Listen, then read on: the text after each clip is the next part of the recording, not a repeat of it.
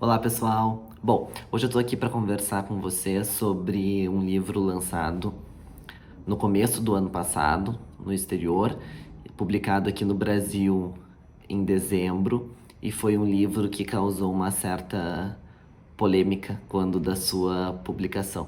Então, claro, pela capa do vídeo vocês já sabem qual é. É o livro A Autobiografia de Woody Allen, o cineasta. O livro foi editado aqui pela editora Globo e o próprio Woody Allen, na versão original, ele faz alguns comentários a respeito da dificuldade que ele teve para conseguir editar esse livro mediante todas as polêmicas no qual o nome dele esteve envolvido e agora novamente está envolvido.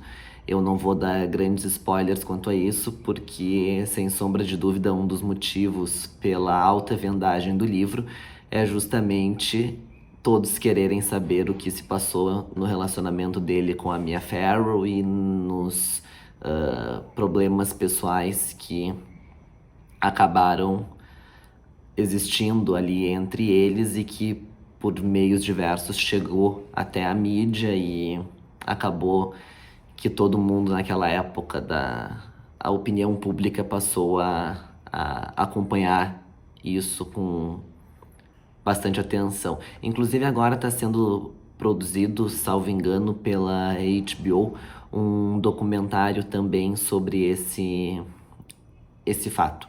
Mas não é nisso que eu quero me focar. É muito interessante o que ele fala sobre isso. Ele apresenta a versão dele sobre esses acontecimentos. E para quem tem interesse na história, eu sugiro fortemente que compre o livro e que leia, porque isso vale bastante a pena. É uma nova versão que nos é apresentada e que até então tinha ficado, digamos assim, mais oculta. Mas não é nisso que eu vou focar aqui nesse pequeno comentário. Uma coisa que é muito interessante nesse livro, onde ele vai contar aqui toda a sua vida e, portanto, inevitavelmente falar da sua profícua carreira, entre os pontos que nós podemos destacar, eu acho que o primeiro ponto que é muito característico dele e que uma obra dele não poderia deixar de ser assim é o humor.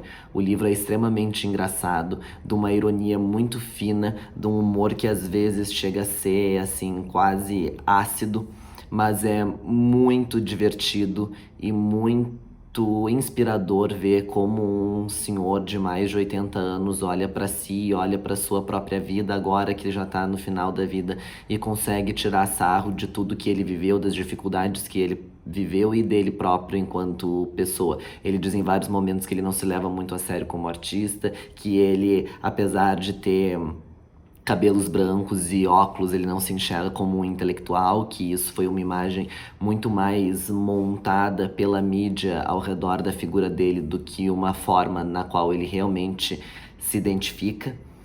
E ao mesmo tempo há algumas contradições assim curiosas, quer dizer, ele não se coloca como um intelectual em vários momentos do livro, ele coloca que ele não é fã de grandes clássicos do cinema, de alguns grandes clássicos do cinema, inclusive ele chega a comentar que muitos desses clássicos do cinema ele nunca chegou sequer a assistir.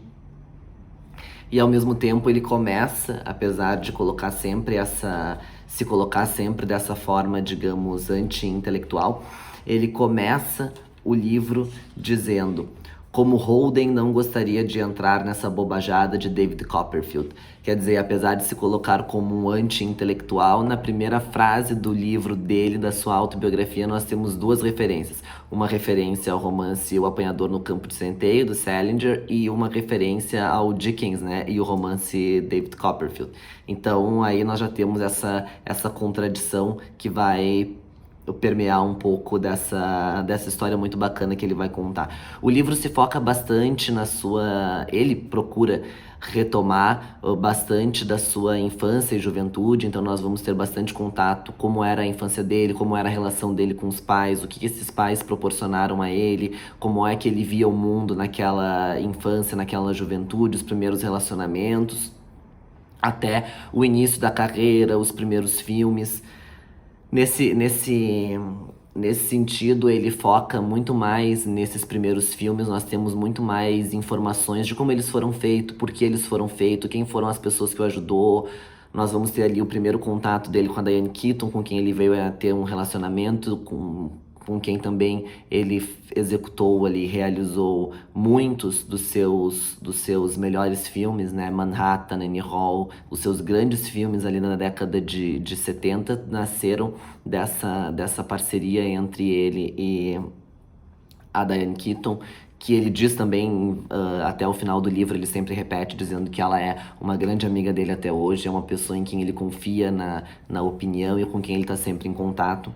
E aí nós vamos tendo todo esse desenvolvimento da sua carreira cinematográfica, nós vamos descobrindo ali, entrando em alguns filmes mais, em alguns filmes menos, em alguns filmes ele procura explicar um pouco melhor como ele pensou em fazer, por que ele pensou em fazer daquela forma.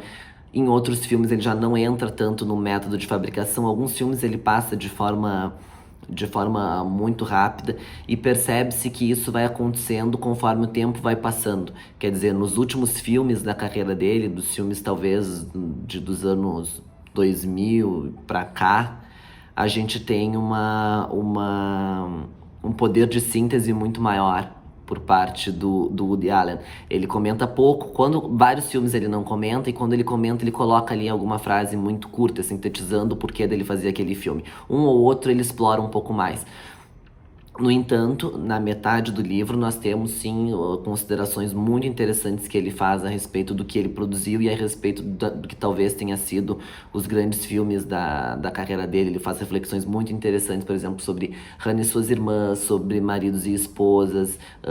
Claro, todos esses filmes que foram feitos em parceria, ou ele apenas dirigindo, ou ele atuando e dirigindo em conjunto com a Mia Farrow, foram desenvolvidos já nesse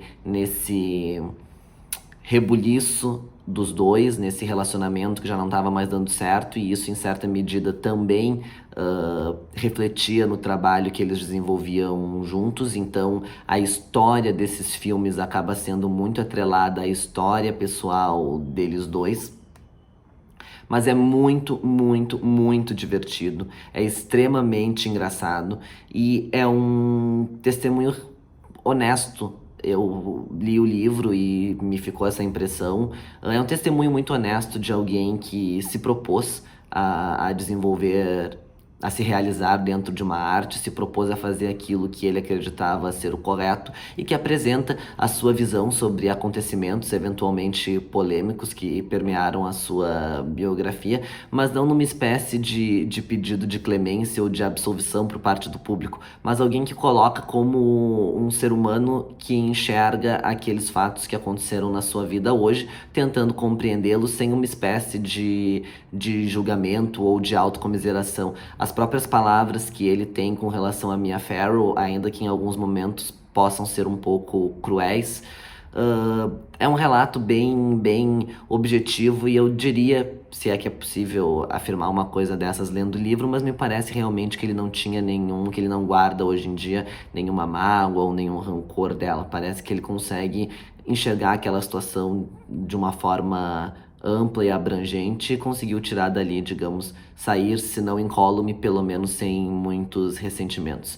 Então, para o nosso vídeo curto de hoje, fica aqui a minha recomendação deste livro, que está inclusive, acho que desde dezembro ele está na lista dos mais vendidos na categoria Biografias da Amazon. Eu vou deixar o link aqui embaixo para quem quiser adquirir pelo nosso canal. E aqui então, Woody Allen, a autobiografia, recomendo muito porque vale muito a pena.